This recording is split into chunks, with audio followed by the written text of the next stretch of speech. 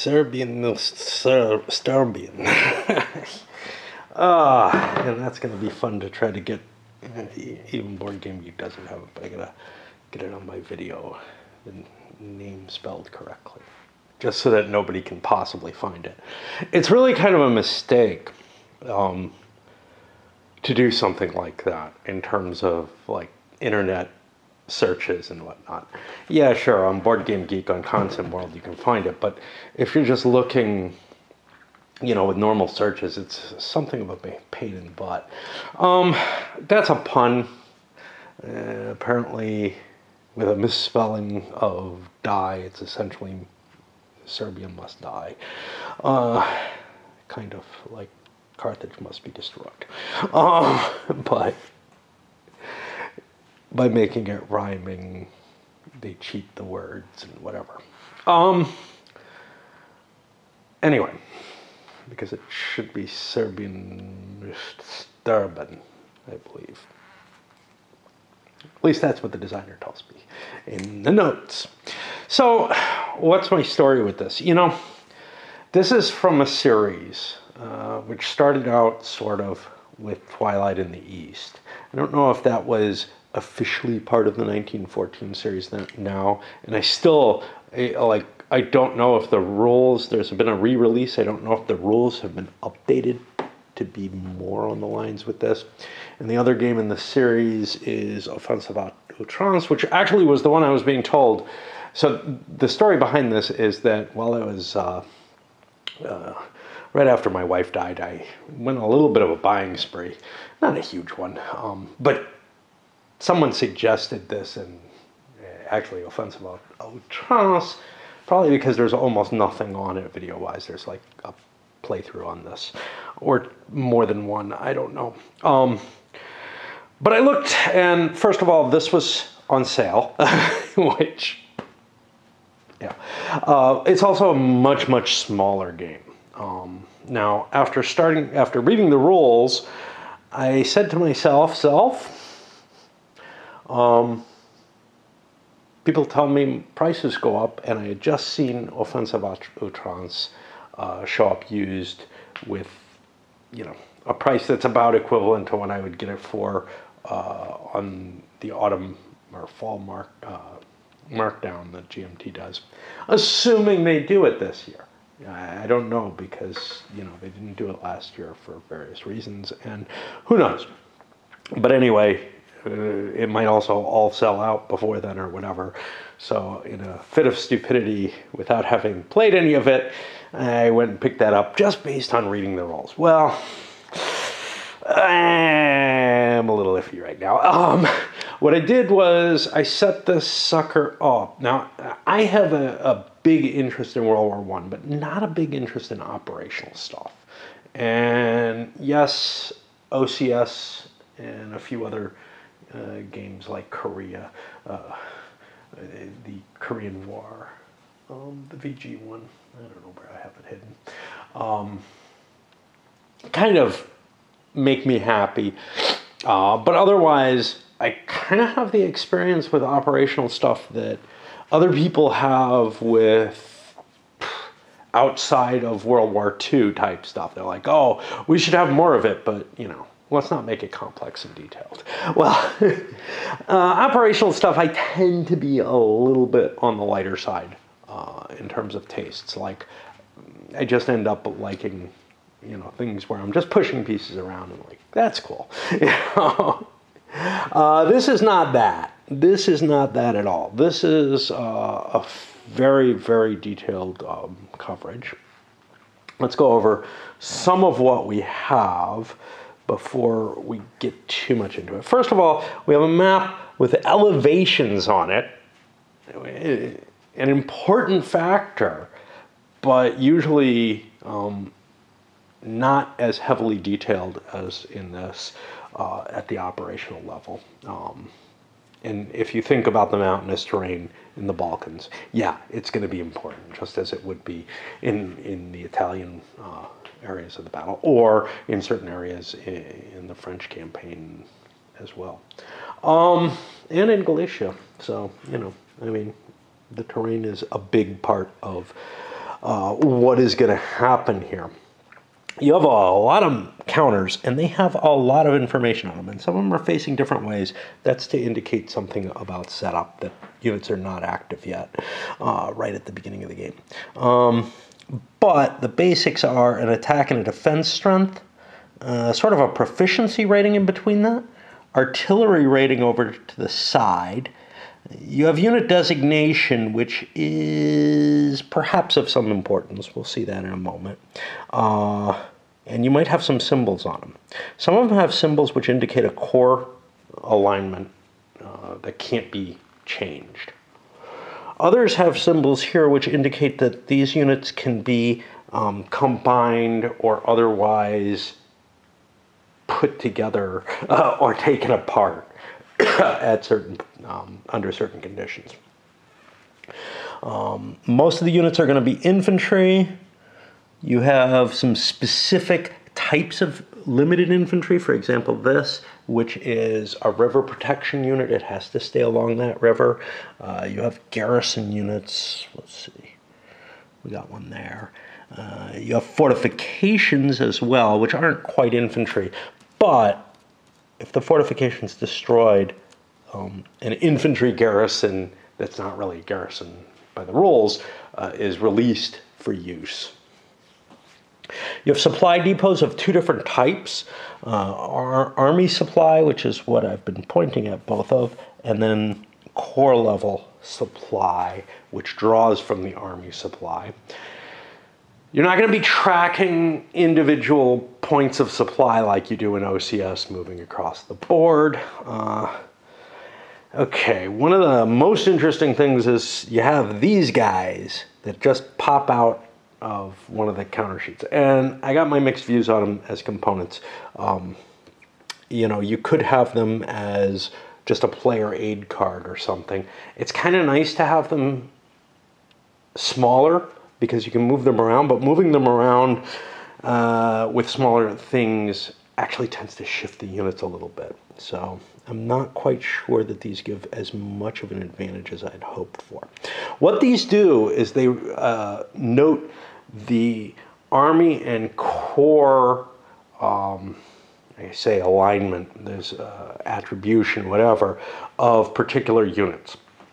So given corps have these markers that indicate that corps is part of a given army.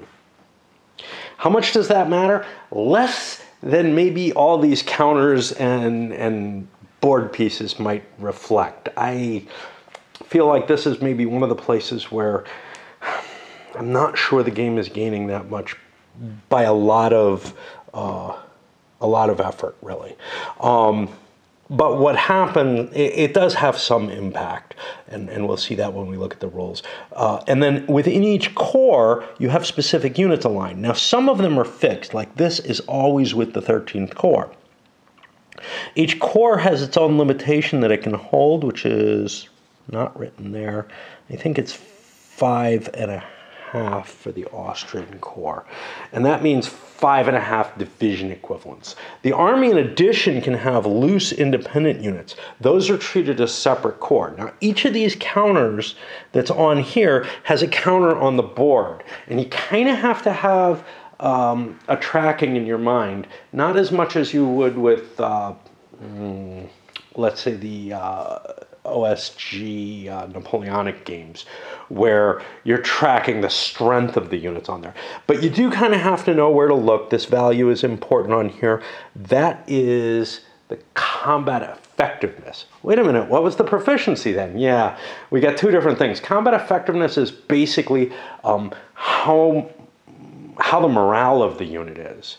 Proficiency is going to be how effective they are in combat. And we got two different values associated there. Artillery in this, you would think, well, artillery is pretty important in World War I. Yeah, it actually is basically a modifier to morale after an attack, which feels a little weird to me. Like, it feels like there should be something else. Maybe it's factored into the values on the units, whatever. I don't fully understand that decision making. You'll also have these resource tracks. Each player has one of those where they keep track of any replacement points that are coming on that aren't units. There are also march replacements, which are just regular units pretty much, but you're allowed to integrate them into other units. And then the Serbians have to keep track of their heavy ammo. Whenever they use artillery, they expend ammo for it. Got a victory point track, got a game turn record track, and you can see it's not a short game. I played the first few turns of the introductory scenario, and I don't usually do that with a game, but I felt, well, this one, I did not have a clue how it was going to play out and how it was going to feel. So I did that. Now that's in a much, much smaller section of the board. And honestly, it was not easy for me to deal with. Counter-wise, you have some interesting things. So for example, sometimes units can deploy, this feels almost tactical, in a 2-hex extended deployment. You also have these, which I have not put on the board yet, but I have to, which indicate core boundaries. I'm sorry, army boundaries. I also have markers that are core boundaries here for the Austrians. I don't remember if they matter. I wasn't using them. I was using the army boundaries. But all those core boundaries, the Serbians have Serbian core boundaries. They also have an army unit, which is basically, unimportant, but maybe it can help you differentiate. What those are going to do is show the frontage where a given formation is operating. And again, that relates to who owns what unit. So all the units that you control are going to be within your frontage, and for a given corps, army, whatever. And any loose units that are in that area are under the control of that army or corps. Loose units are called assets. They're basically below the brigade level. Anyway. What else do you have? You have a couple, well, you have the rule book, which I actually found fairly well written and referenced so far. I have not had too many problems given that I've been dealing with it, and reading through it, it felt good, which was part of the reason why I looked at Offensive à Outrance and said, well, if there's a copy of that cheap, which had just showed up really, I might as well. And then you have a playbook which is filled with scenarios, and then an example of play. And there aren't a whole lot of scenarios. There's an introductory one, there's the campaign, there's an alternative that you can use instead for the campaign, which puts the Austrian Second Army and other resources that come into play. It's basically a fantasy scenario. There are no Russians. You have the Austrian army, not the entirety of it, but you have a lot less restraint, and you can follow Conrad's original plan for taking on Serbia without the Russians before he diverted. And then you have a very, very two, but they're both the same, one for each player, set of tables. And first you look at this and say, oh my God. I mean, it's not more complicated than OCS, and it works okay. The way that it works, well, it's got its problems, but they're the same problems as OCS in some ways. It's got an odds chart. Hey, that's pretty simple. There are going to be shifts on it, whatever. But the odds on it are not even. The odds aren't even, obviously. They're odds. No, they break at kind of the halfway point between them. So, for example, to get on 4-1, you have to go from 3.5 to 1 up to 5 to 1, because 5 is midway between 4 and 6.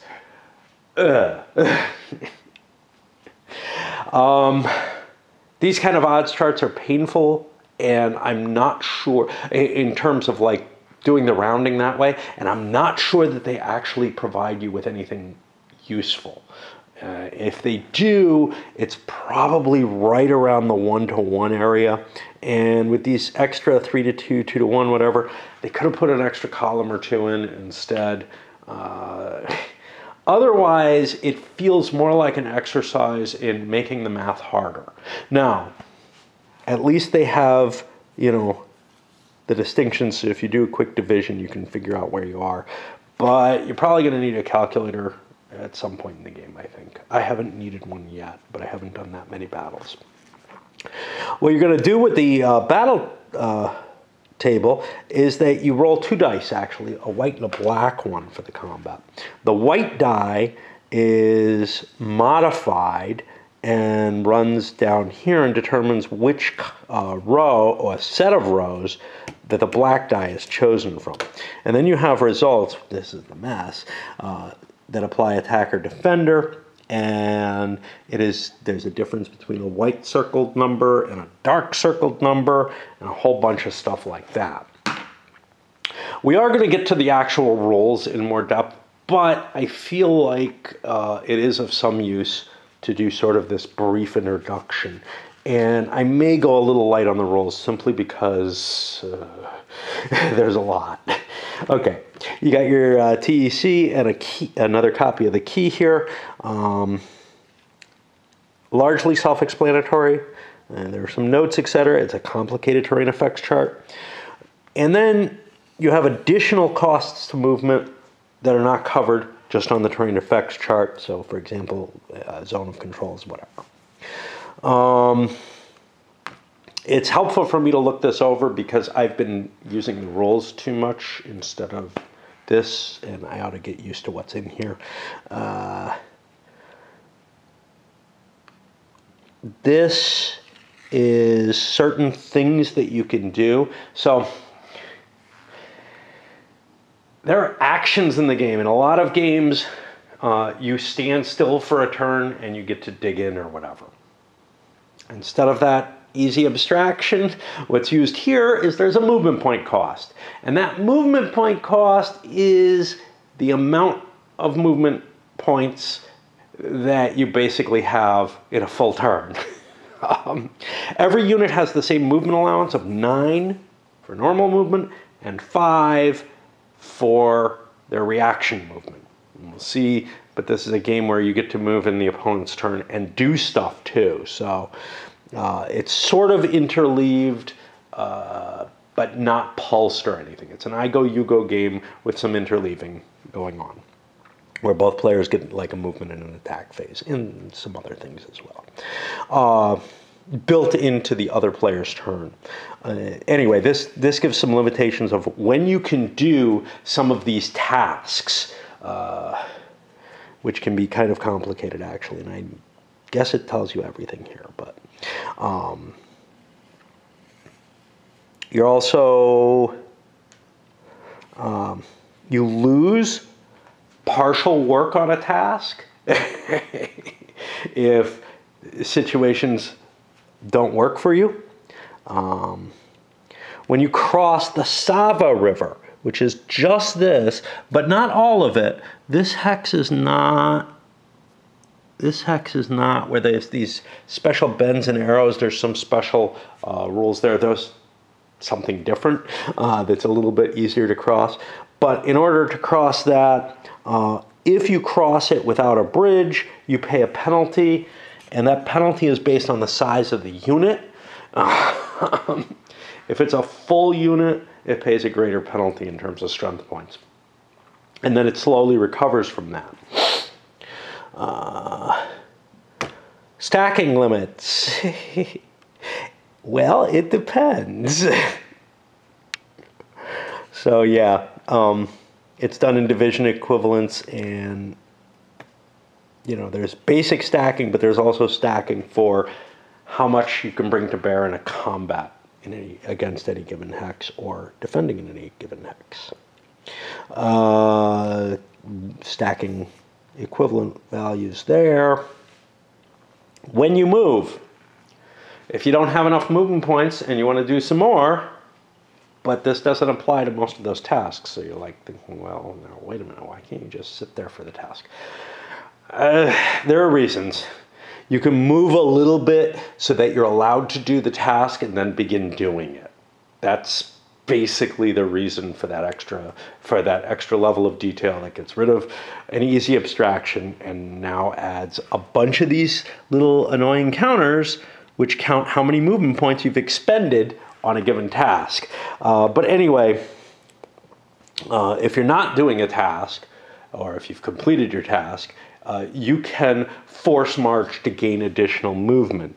And in order to do that, you make a die roll against your combat effectiveness with some modifiers, and there might be an effect. And the effect might be that your combat effectiveness goes down. You might lose a prepared attack marker that you put, whatever,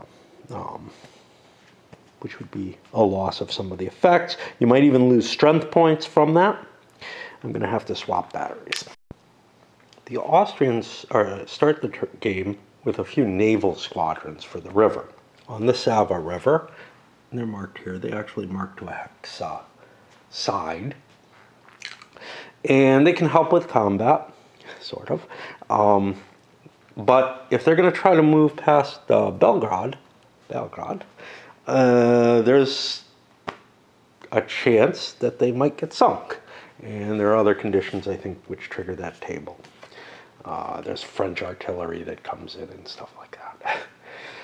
All right, some more stuff for combat that I didn't talk about yet.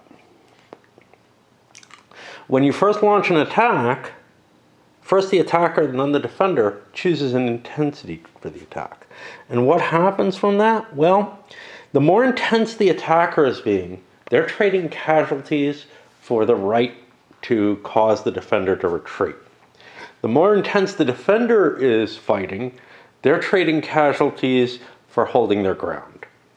So if the ground is very important, one or both players might up the intensity of the battle. And the intensity going up on both sides just increases casualties for everyone, right? Yeah. Because low intensity, the defender retreats on black results. High intensity, the defender retreats on black results. And takes more casualties. There might be a situation where you can kind of gain an advantage by gaming this. And the defender has the advantage in that already by being able to declare how, after they see the attacker's choice, they get to declare how hard they're going to fight. And you could try to puzzle out the combat results table to see if that's going to help you, but it probably isn't. One thing, there are limited intelligence rules in this game. You're only allowed to look at the top unit in the stack. There's limits and rules on what the top unit can be. This is kind of OCS-ish. Playing it solo, how much is that going to matter? Well, it would. You can't tell what strength, what column you're going to be on precisely. But you should be able to have a fair idea, and I'm not going to have that without looking. And I'm probably best off looking through the piles rather than trying to play it as it's written, which is really kind of designed for people who know and get the game and have an idea of what, odds table they're going to be on and what that might mean just by kind of looking at the situation. Now, the limited intelligence is limited intelligence. You're not able to just hide everything under something. First of all, there's restrictions on what has to be on top, but secondly, you have to tell the person like the unit designation and I don't remember what else, but there's a whole bunch of information there. So basically what you don't know is the condition of the units that you're fighting. You know what units they are, you don't know how beat up they are. To me, that sounds like about the kind of information that I get, period. I mean, if I look through the whole stack, I'm going to probably be fuzzier than someone who really knows the game with the information that you are allowed to get. And you would essentially need a countermix scan to be able to make your decisions based on that and all kind of crap like that. And there's no dummy counters to like make it look like something's hurt. Small magnitude modifications. In combat results where you're going to take actual casualties, actual strength reduction, and that happens sometimes. There's numbers on here. Okay, so let me explain the numbers, since I'm doing so much here and I'm probably just going to skim the rolls. So the numbers on here, if it has a plus or a minus, that's going to indicate your post-combat effectiveness roll, which could cause casualties, but in general, it just degrades your unit more if you fail it. E is an indication that you lose a combat effectiveness level off the bat. These numbers indicate retreats. And somewhere,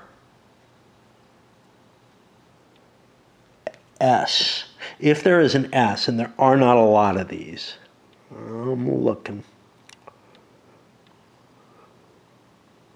Okay, here's one. That indicates an actual single loss of a strength point. Well, the assumption with the combat chart is that these are at least brigade-size units slamming into each other. But if we look here, actually no, they're looking at division-size units. The smaller the enemy is, the person inflicting the casualty on you, the less likely you are to actually take that casualty. And you don't get any other penalty for that. You don't get like an additional point of CER penalty or whatever. Okay. Then we have the artillery table. After a combat, both sides have committed artillery to the battle. For the Austrians, it's essentially, as long as they're in supply and have ammo, they have their artillery. For the Serbians, they have to make a choice, though, and they only have 125 artillery shells to begin the campaign. In the short scenario, if they use more than 50 of them, they can't win anymore. So it's a big limitation. But they can potentially take the victory away from the Austrians. It looks to me likely that that short scenario will end up as a draw every time, because it looks to me like the Austrians can get enough to prevent losing, but they cannot get the thing they need for victory, and they only win by one location. Victory points don't matter in that one. But I was tracking them just because I wanted to see how that worked. So what happens is you count the number of division equivalents, the density of your force essentially, versus the amount of artillery the enemy is pumping in. Now, it does not hurt you to have a dense force, does it? Not at all. So the bigger your force, it doesn't increase the damage the artillery is going to do to you. This is not a tactical situation. So it's showing how much that artillery is capable of impacting such a big force. You need more artillery to hurt a larger force. And since the bigger the unit, the more artillery it has attached to it, and the more likely you're going to have artillery there or whatever. Although the artillery itself, I don't know if it's all that impressive. I mean, they're like 1-point guns. They don't add a whole lot. The artillery, so what ends up happening is you compare the size to the amount of artillery that the enemy is pumping into you after the battle's been resolved, after you rolled the dice, but before you take care of all the resolution. So you're going to be kind of juggling some numbers here. And this is a modifier to your combat effectiveness roll, which is added to the modifier to the combat effectiveness roll you get off the combat table. And then you roll, and you're trying to deal with your combat effectiveness number, which might be decreased. You modify the die roll, and if you roll above your combat effectiveness number, you have failed it. And the more you fail it by, the worse things are. That could increase retreat requirements. That could reduce your CER further. And it can even, in some cases, cause a strength reduction.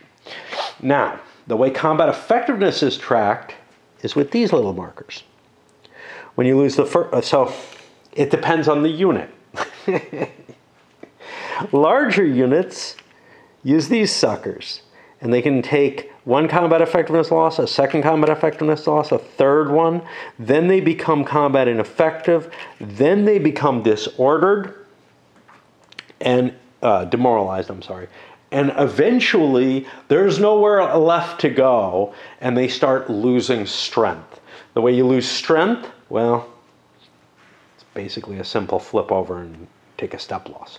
Smaller units don't go through all that. They just take step losses, or maybe just get removed. Depends on the unit. Okay. So we went through what's in here. As you can see, there's some entrenchments, including for double hex units. Supply is going to be tracked. These are different types of things that you can do extra movement for. And Cav, where it is in play, is able to do a reaction move of a different type and borrow points from its next turn. Which might, not just its next turn, it might be its opponent's next turn, its reaction during that. Okay, so the larger units, when they take a strength reduction, don't just flip over, they get this. And then when they get a second one, they get this, and then they flip. The moderate size units may take one of those. Again, it's something I'll have to look up regularly during play, so it's going to be hard to remember no matter what. All right, that's that. Let's take a break, and then I'll hit the roll book. Let me load this up as intro A, and then I'll do an intro that is the actual rule book, I think. I have these thoughts of skimming it, but you know how I end up going. And this way, at least you'll get that sort of initial picture of what the game is like. Now, that initial picture doesn't sound too bad. But I felt pretty damn paralyzed when, oh, you know what I ought to go through, if that's the case, then I ought to go through the sequence of play. And maybe this is all we do. I don't know. Okay, so the sequence of play is, as with most I Go, You Go games, divided into a one player's turn and the other player's turn. But, like certain games, sometimes you get to do things in the other player's turn.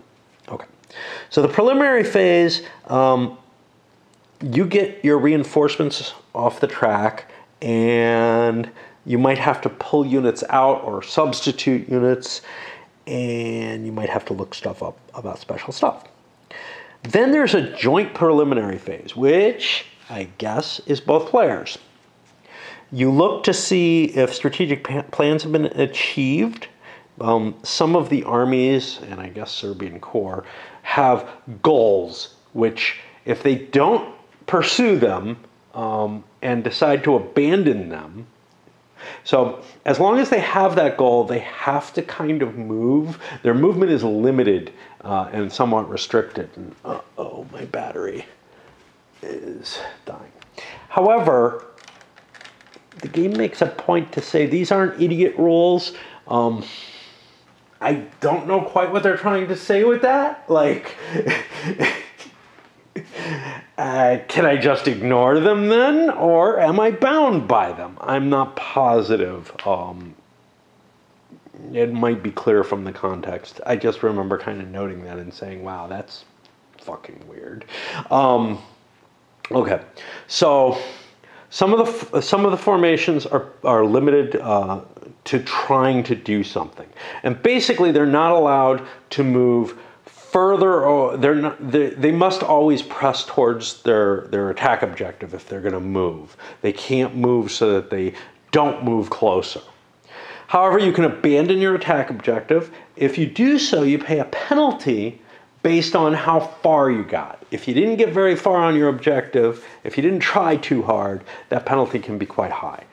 And those objectives are part of the war plans, etc. So they are things you should want to do. And you're allowed to not pursue them, you just can't actively not pursue them, basically. You can passively ignore them by not moving. All right, and here they just say the Austrian player is the only one who can abandon them. So it may be that the Serbs don't really have them. I thought they had them. That sounds like a really, really good idea for the West Front version. This idea of like the Plan 17 versus the Schlieffen Plan. And then you can, you know, presumably have different war plans and test them out against each other, just like you could with La Grande Guerre. There's not much here, though, except for the only option is really letting the second stick around. Then you determine, okay, that's a joint phase where both players are operating. And then they activate units at the same time. Well, for the most part, units are activated only at the beginning of a turn, which would be in the Serbian player turn. But there are some cases where some Serbian units are activated on turn 0. For some reason it decides, you know, it's going to use, I don't know, basic machine language as well. Style notation for the length of the game. It starts at 0. Instead of starting a later scenario on turn 2 or something. I don't know. I don't think it does. I don't think there's anything like that. I was expecting the first, that initial game thing to be starting on turn 0 and the campaign to start on turn 1, but no, the campaign starts on turn 0 too, which just confuses me. There must be some reason. So that they could get the 10s to align, probably. I don't know. But they didn't. So what are we looking at here? Oh, one thing I didn't mention. There's these interphases.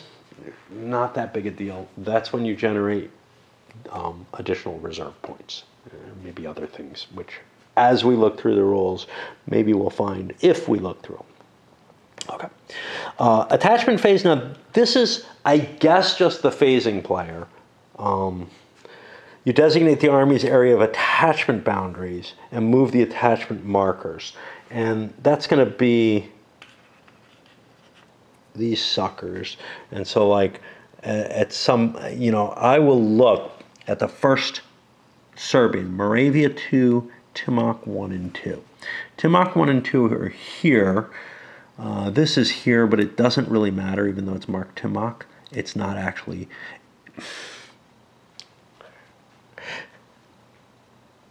It's just an asset.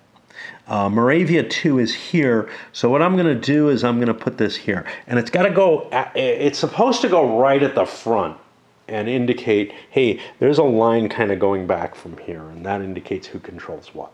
And it doesn't matter too much who controls what in the back areas.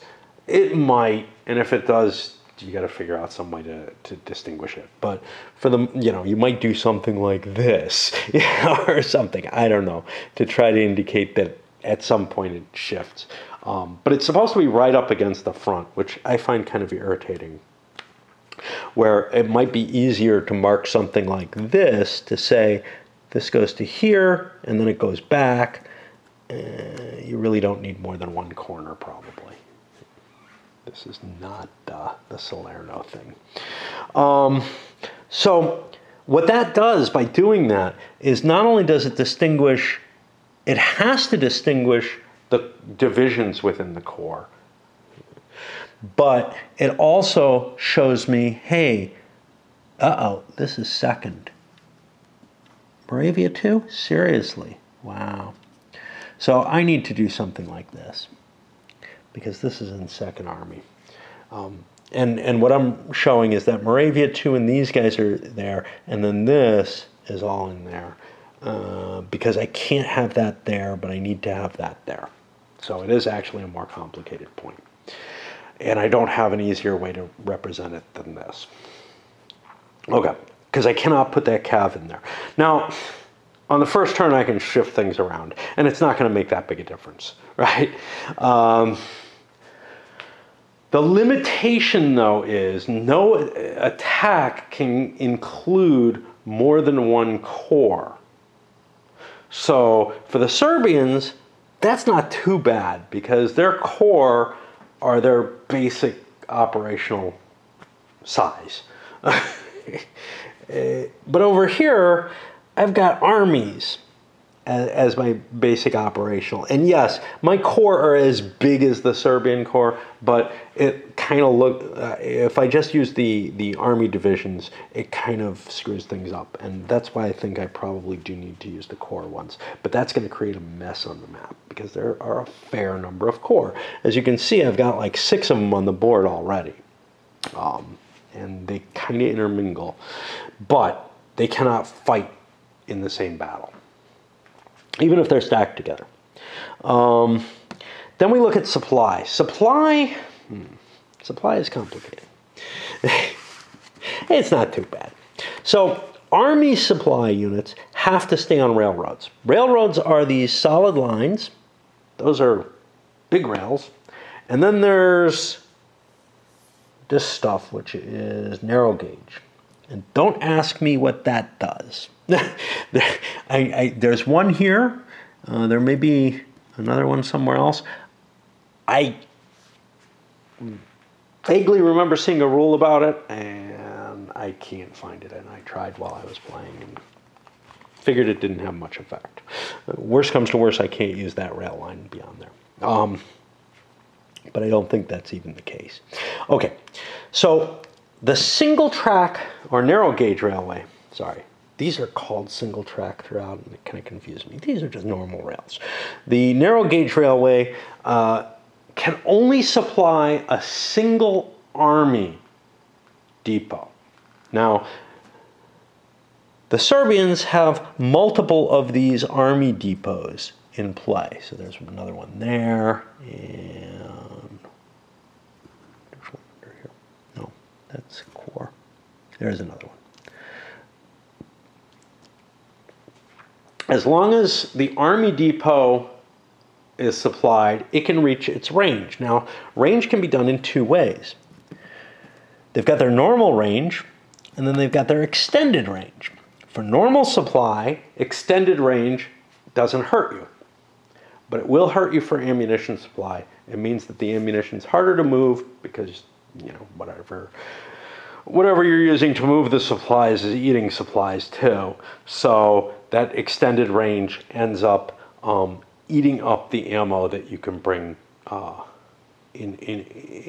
that you can bring to the units that need it at the front. Okay. So that can supply anything in its army, but it is also necessary or useful to supply things like this, which are core supply markers. That matches this core. I don't know if there's a Montenegro core. Looks like there would be, or whatever. But no units. Well, this unit is under that. It's actually told to be in the UTC group, so I don't know if it's separate. I'll see if there's a marker for it. Again, that's a part of the map I wasn't dealing with. The core supply can only be used to supply units of the same core. Now, it can draw its own supply just by being on a rail line. This is on a rail line. It can draw the supply from there. Or I could draw it from here, which is probably what's happening. 1, 2, 3, 4, 5, 6. No, I'm not sure why this is extended to begin with. I mean, you could supply up there, but it doesn't really need that. So, anyway, it doesn't really hurt for it to be.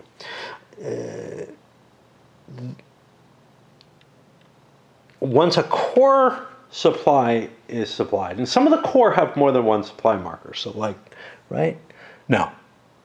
Some of the Some of the armies have more than one supply marker, the Serbian army and some of the Austrian armies. So if the corps is in supply, it can further supply units out from it. Now the army can supply units out from it. The rail lines themselves can directly supply units out from themselves, five hexes. There's limitations to the supply. You can't just drag it over mountains indiscriminately, but you can drag it over the roadways over mountains, and otherwise you can drag it pretty much wherever you need to go, including over rivers and such not. So not impassable river situations. And in fact, if you're crossing the Sava without a bridge of some sort, you can only go into the hex that you're drawing the supplies to, which is kind of a big deal. And a need to get pontoon bridges built. Yes, there are pontoon bridges. There are basically no bridges running across the borders because they've all been broken. There are bridges back here, which might be sufficient, but yeah. Unfortunately, there's no rail lines running this way. The rail lines all came this way and they're blown. So supply is going to be a big issue in this game, just because there's not time to repair this stuff in the few months that the game covers. So what are we looking at? Well, okay, after you check to make sure your supplies are in supply, you check the actual units. The units are marked without a supply markers. If they're basically completely surrounded, they get an isolated marker instead. And the effect of that is a possible loss of combat effectiveness and possibly degeneration, I think, at isolated. I had a pretty easy time keeping everything in supply, but I only played a couple of turns. So we'll see. It was not trivial to manage in terms of, like, you know, I have to think more than I like to. Okay, yeah, so CELs go down by 1. If isolated, the CEL goes down by 3. And then all the out-of-supply markers go away. Supply status is checked again at combat. You don't maintain your out-of-supply or in-supply status throughout the turn. Okay, then the phasing player is allowed to move with 9 movement points, possibly doing force marching. Then the non-phasing player is allowed to move with 5 movement points with each of their units. Then the phasing player does attacks. Now, one of the things that you do during movement, in addition to these tasks, is you can make a prepared attack, which pins the enemy in place unless you get dislodged by some other forces or something. And gives you an advantage in attacking them. But it alerts the enemy and allows them to move into place and reinforce the position. And I really don't think I'm going to go through the rules. I really don't want to. I'm going through in a lot of detail here, but it's fresh on my mind, so I can get away with it. So in order to do the attack, the first thing that you do is, well, if you're not doing prepared attacks, you mark any attacks that you're going to do with these. You have to check your stacking limitations to see that you can attack what you're attacking. All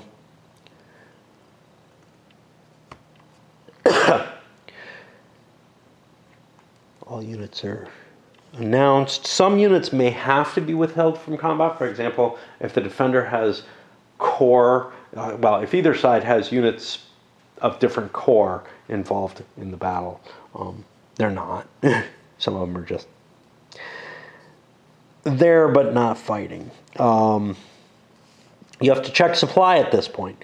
If the supply units that you're using are on their extended range, and they may have to be now. They may not have had to be before, but now that after you moved, you might find that you have run further from your supply range and have to flip it to extended in order to get the supply there. If any of the depots or baggage trains Corps have trains, even though they're not on the railroad. Depots belong on the railroad too. Yeah, okay. Just being smartass, I guess. Are on their extended side. They have a number, which is how many forces, I believe, that they can supply for combat. And a force is basically a regular unit and up to a couple of assets attached to it. If you're in different hexes, it will not be a force. It'll be multiple forces.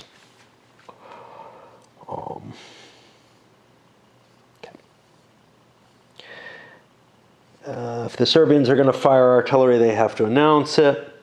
Then we calculate the combat strength of the units, determine the odds ratio.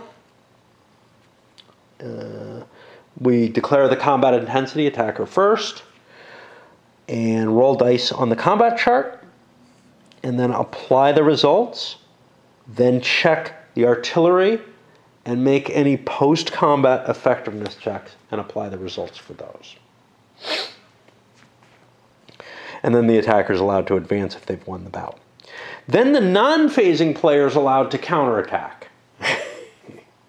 Now, there's another form of combat which is called repulse. While you're moving, if you can get, I don't remember if it's 3-to-1 or 4-to-1 odds. This is not an overrun. You're not fighting for the table for the most part. You have an opportunity to try to dislodge somebody from ground.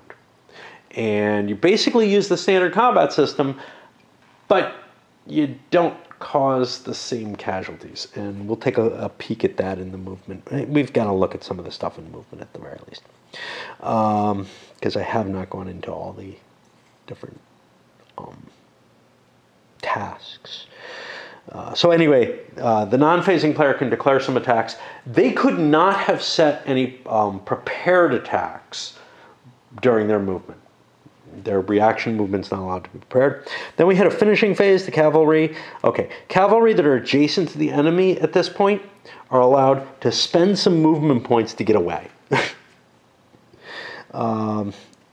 Pontoon bridges, both sides apparently, can put down things saying that they're building a pontoon bridge, and if one was already in place, it gets flipped over and is completed at this point. So it basically takes one complete turn to build the pontoon bridge, but you're doing it in 2 steps during each player turn. Units that got river crossing markers get them reduced. Again, this is both players. Oh, there's these stupid komuchis. These are like chetniks. Where are they? There's one. This one should be flipped over. Okay. If they have units stacked with them, they give an extra point of strength. If they don't, they add a movement point cost to entering that hex, including for supply purposes. They're basically guerrilla type operations that are going on. There are 3 for the Serbians. There were only 2 in the base scenario, in the basic scenario. And they have to be at least 5 hexes apart from each other. You get to move them on the Serbian player turn's finishing phase. And then the Austrian player, well, both players, but basically the Austrian player, gets victory points for how far they've advanced. They might get negative victory points from this. The rules are a little weird on that. My interpretation is I'm going to go with the thing that says they can get negative victory points and not the thing that prevents them from doing so. Okay. Let me skim through this. So the concept of force is important. This is either a formation unit, which is one of the units that has one of these markers. It's at least a brigade in size, along with up to 2 assets assigned to it, or 1 or 2 assets on their own. And in both cases, a fort can be present as well. Yeah, a fort's an asset. Well, I don't know what a fort is. A fort's a fort.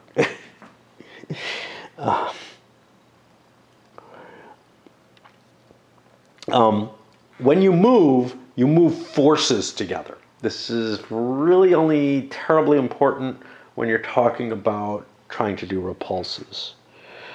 Combat is also by forces. Units have zones of control. Those zones of control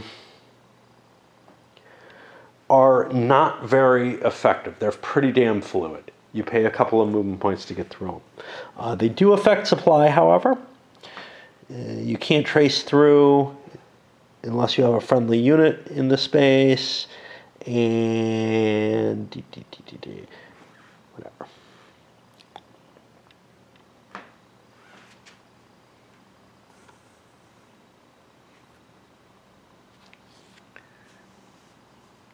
Front line is to determine control.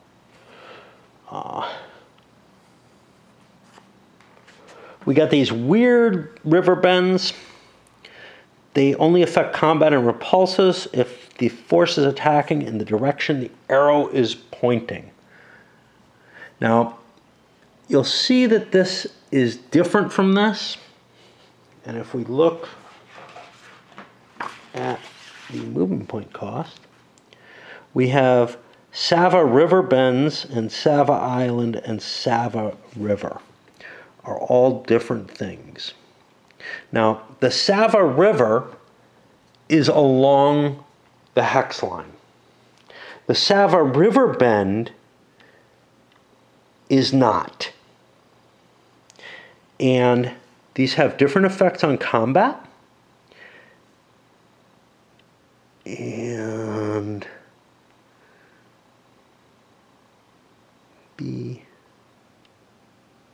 F, R, S.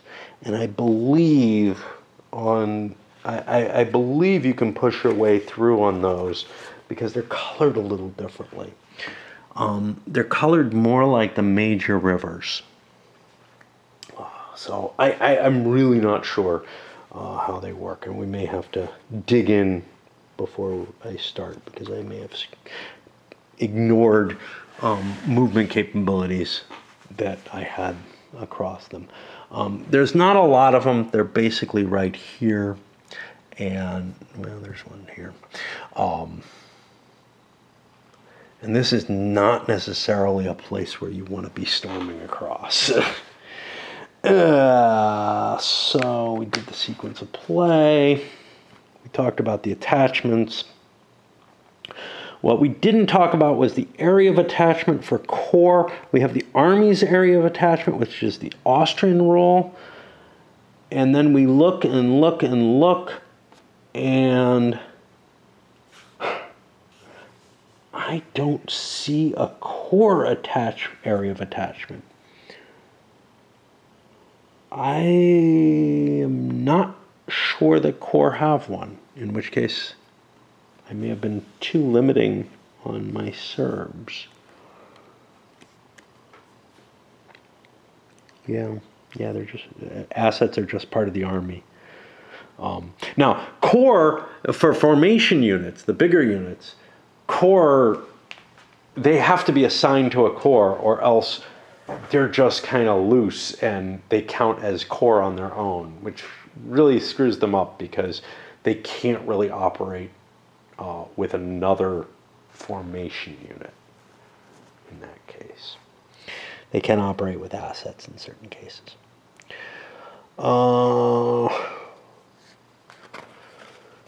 There's a nice glossary of terms in places. I'm going to have to swap batteries again. Okay, so where there's contour lines, those become important,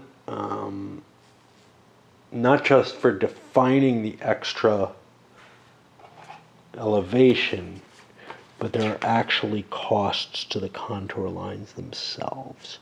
So you have here where there's a combat effect from the defender being higher, but there's a cost to moving across those contour lines that's in addition to the cost for moving over that type of mountain that's in the center of the hex. All right, let's swap out. Unless using a bridge, ferry, or pontoon, a unit cannot cross a Sava river, including the river bend, unless it begins its movement adjacent to the hex side it intends to cross. So basically, you move into the river bend, I guess, you're there, and then you can leave it. A force which crosses a Sava hex side, that's not the river bend, without a pontoon or bridge, takes the penalty.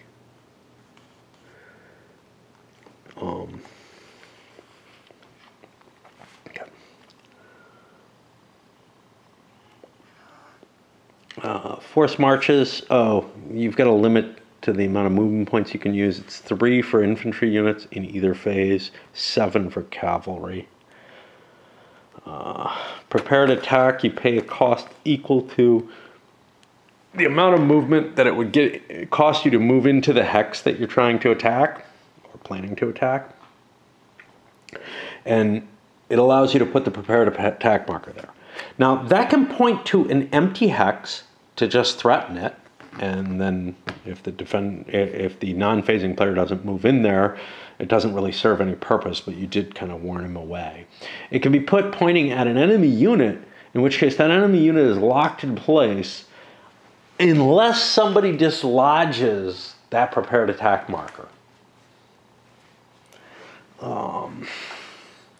So the repulse, that costs you, I believe, just 1 movement point. Yeah. And you do a battle type thing. You calculate out strength points. If the final odds column after shifts is 3-1 through 6-1, you roll on the combat result table. And if the defender gets a black circled retreat result, then they have to fall back, I believe, 2 hexes. Yeah. And the attacker, and the defender makes an effectiveness check at +1, which they might lose effectiveness. And then the attacker is allowed to keep moving. If it's unsuccessful, i.e. they didn't get a black circled retreat result, or they attacked and didn't get 3-1 in the final results, then the repulsing force has to make an effectiveness check. If it fails, it takes a reduction, and it can move no further. If it does this during a retreat, yeah, you can try to brush the enemy away to run away. You make an unmodified EC, and if you fail, you suffer a reduction and must continue the retreat. Otherwise, if you're unable to continue, you are unable to continue the retreat, and I believe you start taking losses from that. They may just be effectiveness losses. You can repulse across the Sava River, but it's not easy to do because of terrain effects on the combat, and then also you can only do it if you start next to the enemy there. Friendly units not involved in the repulse can be in the hex. If the defender was withheld, they are still affected by the retreat possibility. Okay, tasks. Combat effectiveness recovery. This costs you, I believe, 9 movement points, and you get back a point of combat effectiveness, but you have to be a certain distance from the enemy. And that's 3 hexes at the beginning of the game, but then it starts getting potentially less, which is you can be adjacent to the enemy if you're in an improved position, the trenches that start showing up late in the game. For the Austro-Hungarians, they add 1 to the range for the first 9 turns.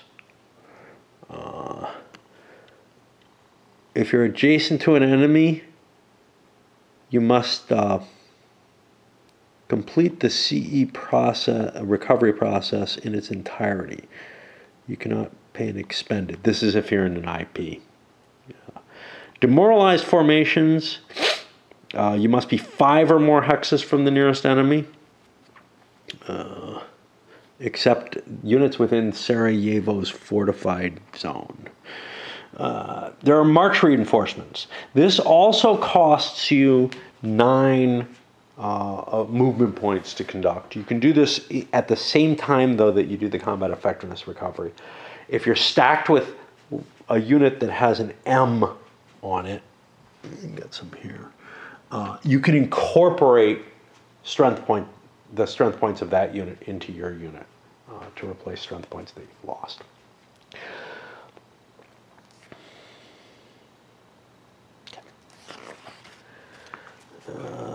Other tasks are digging, which we did not go into, and I don't see that one.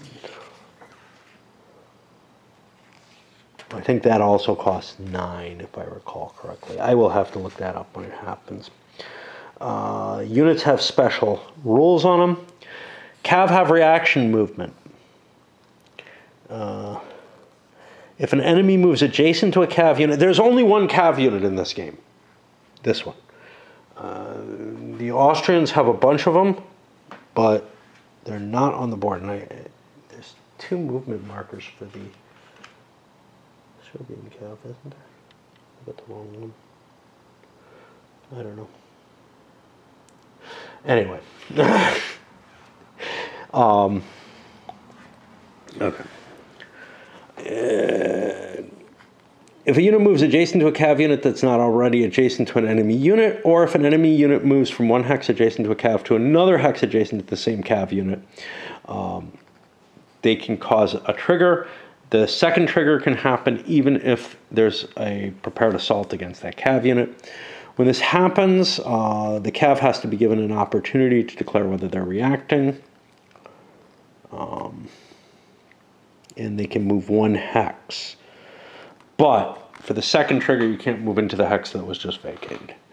And then if you do this, you spend the movement points of every hex side crossed is the same as normal movement, except for zone of control. I think you just spend the movement points that you would have spent.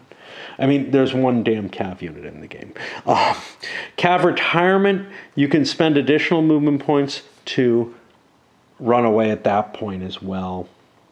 Forts are assets. They defend like combat units. They cannot move, they cannot attack. They don't count towards limits for assets or stacking. You cannot flank a fort. I haven't explained flanking. It looks hard to do.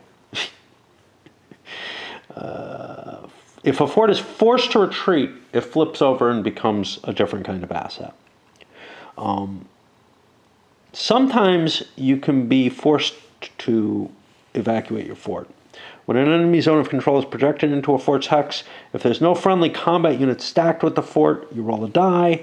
If it's greater than the abandonment number, the fort is abandoned, resulting in the unit flipping to its backside and retreating 3 hexes. However, there are some Austrian forts that never involuntarily abandon their post. That'll be the Sarajevo garrison, possibly others.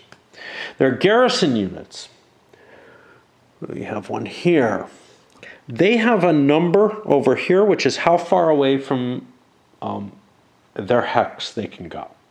However, just to make it more complicated, if the enemy's not close, they can go a little further away. They can go out double the space.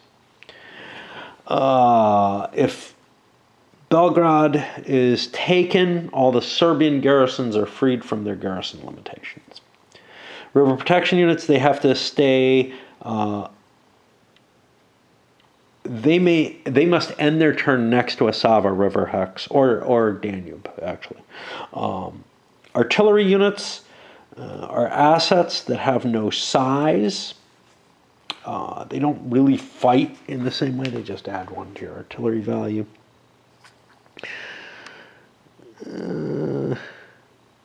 You can put 1 artillery unit in any given stack.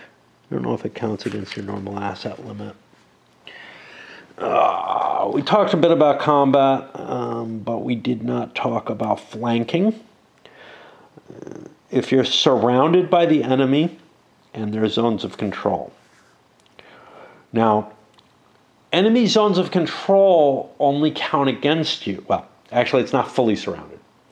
If 5 of 6 hexes are surrounded by enemy units or enemy zones of control of units that are attacking you, and remember, it all has to be the same core that's attacking you, then you are considered flanked, and there's a shift for that, I think. It just looks really hard to do. It's 2 shifts to the right, and the defender suffers an EC penalty. Let's keep flipping through, because there's special rules too.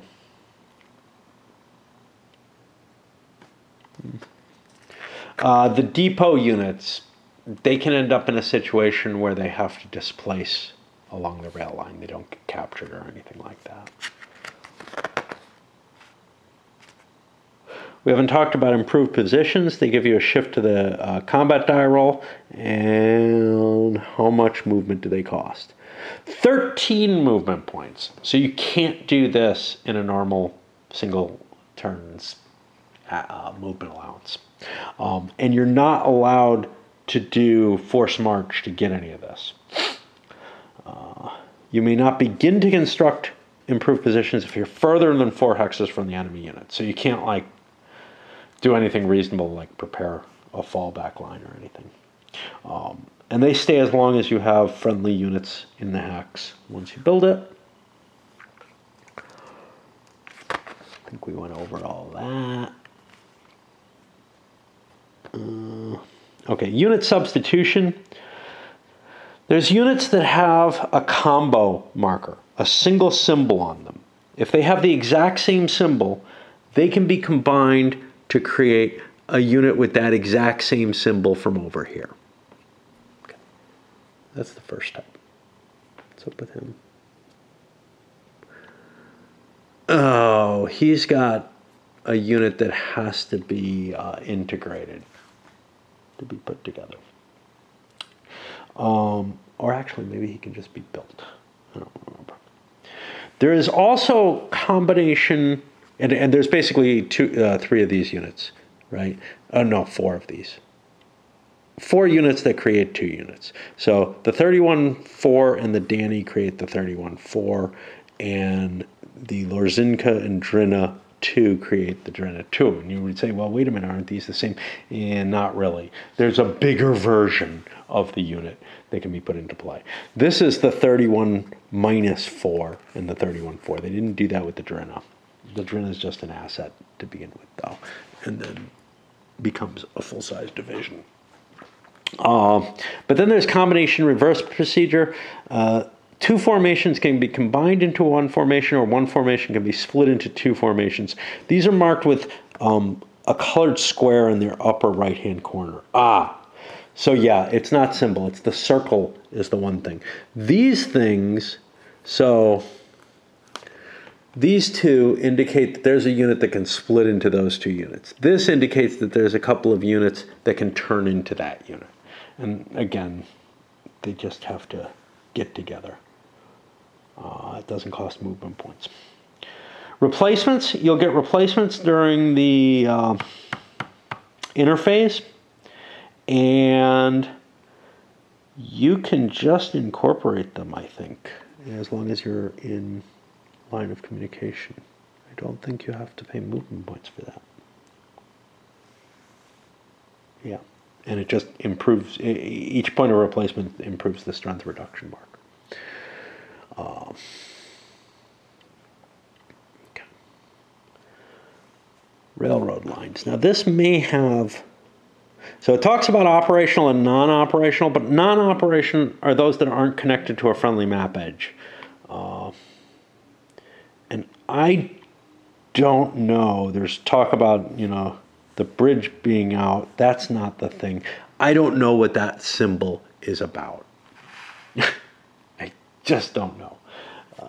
Railroad structure demolition. I don't know. 2 hex units, yeah, we got one of them on the board. So basically what happens is you spread the unit over 2 hexes. Any assets are assigned to a given hex.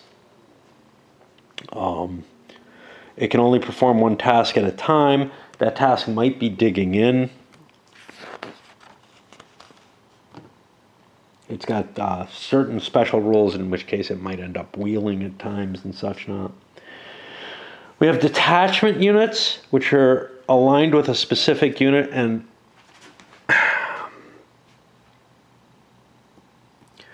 this unit, for example, has a -3 strength marker on it.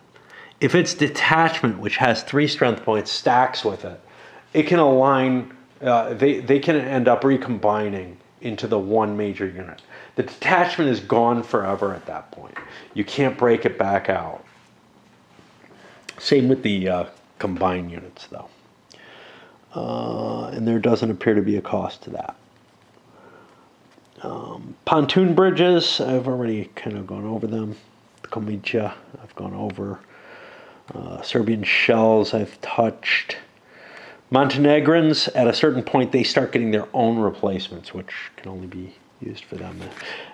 They have, and I haven't shown this, a couple of things on the map. They have these off-map boxes they can move through. We'll get to that in a moment. And then these are off-map rail costs. If I wanted to, say, move this out this way, 1, 2, 7 to here, I guess, I don't know. But it would cost me 10 to make this next move, I guess up to here or something, etc. That might actually have to happen one way or another, mainly because there's no rail going this way. The rails get me close that way, but they also don't get me down where I need to go. There's no rail. There's no way to get the rails across the major rivers. What about those Montenegrin boxes? I haven't had to worry about them. It costs 2 movement points to exit the map. When you're off map, you can move from off map to another. It's 1 box per full movement phase. Okay, the Austrian-Hungarian Navy, and I'm going to have to swap batteries again. Like I said, there's certain hexes where it has to roll to die. There's a Russian naval squadron on turn 19,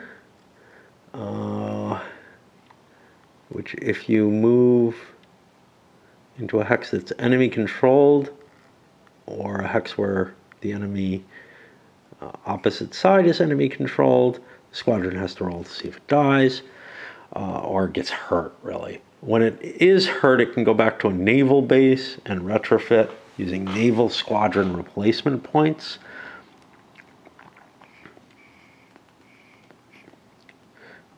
There's a period of time when the Sava is low and you can't sail as far down it. There's a French naval artillery marker, which when it's in place, you can't use the Semlin naval base, one of the bases, and there's some hexes you can't move on.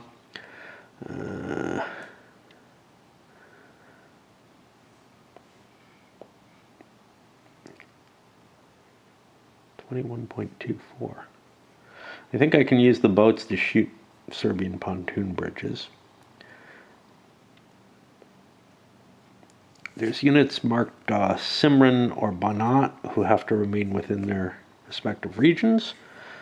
One of them, I think,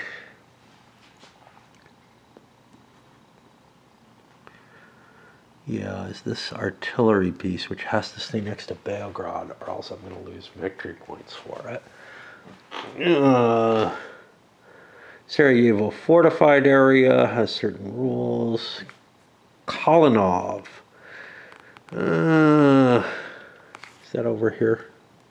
Yeah. So if Kolinov is threatened, this piece comes into play.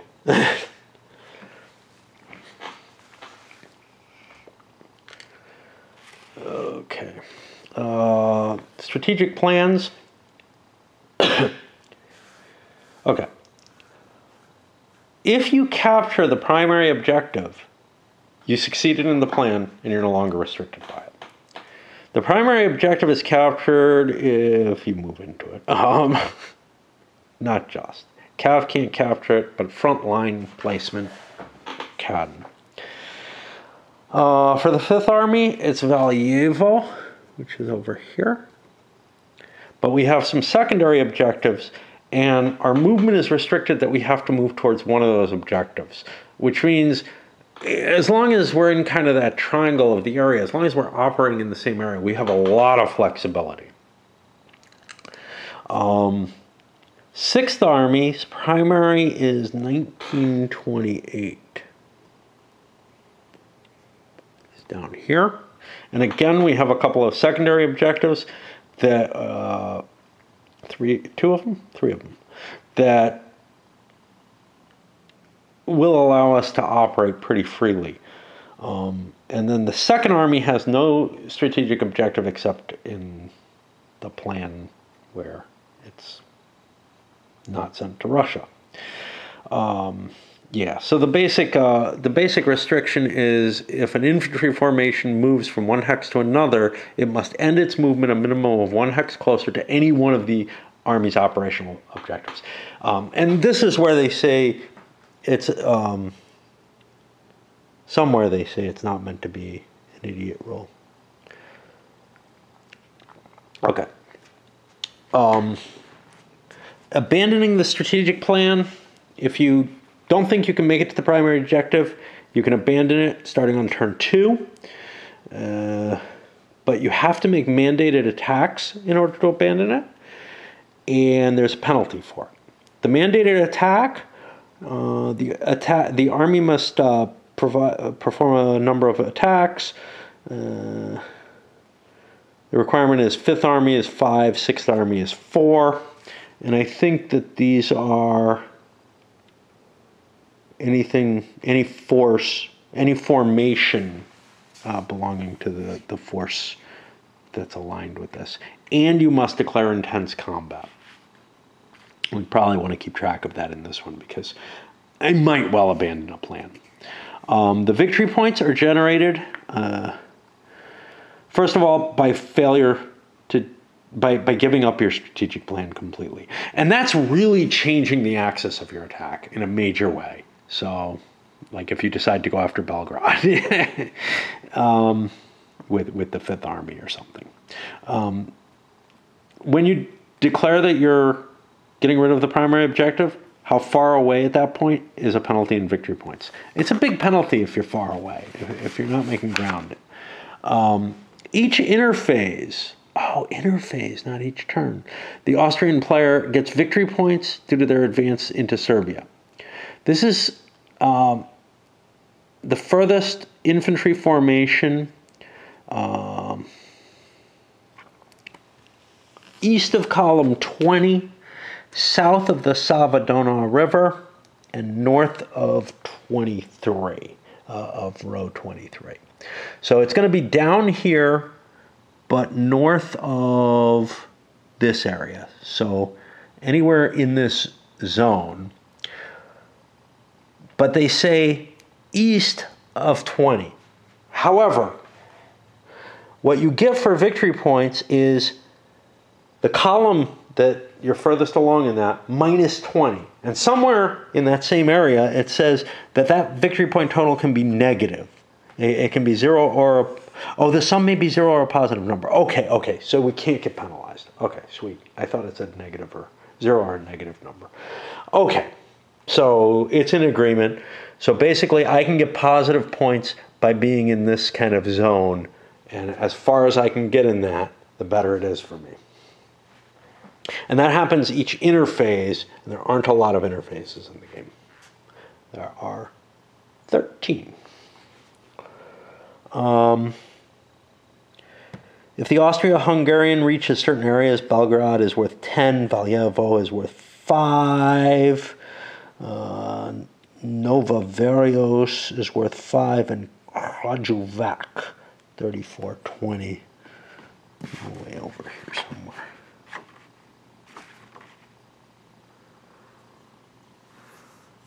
There it is. It is worth a 10. At the end of every friendly player turn that he controls Sabak, that's player turn, he gets 1 victory point. And that's pretty easy to take.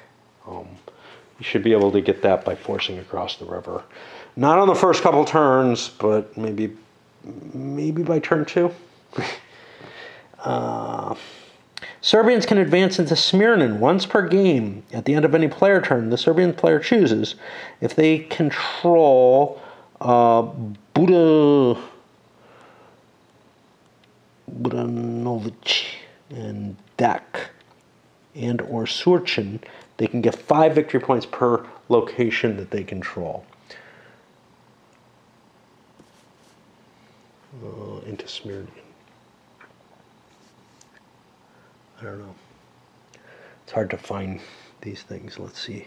But hex number. I'm running out of battery, and that's 2308. It's going to be here. 2509 and 2809. 2509. 2809 is someone? No. 2809 is Sorchin. I think they get something bigger for someone. If Serbia ever enters Visegrad or moves adjacent to Sarajevo or Kralinovic, the Serbian player gets victory points. 5-15 for moving next to Sarajevo, and Kralinovic 10. I am not seeing anything for taking Semlin. Yeah, that's where the Navy base is, though, so there's reason to take it. All right, I think we've done enough here. We're going to have to swap batteries again and load this up. And then maybe tomorrow we get it started. I don't have the energy to do so today.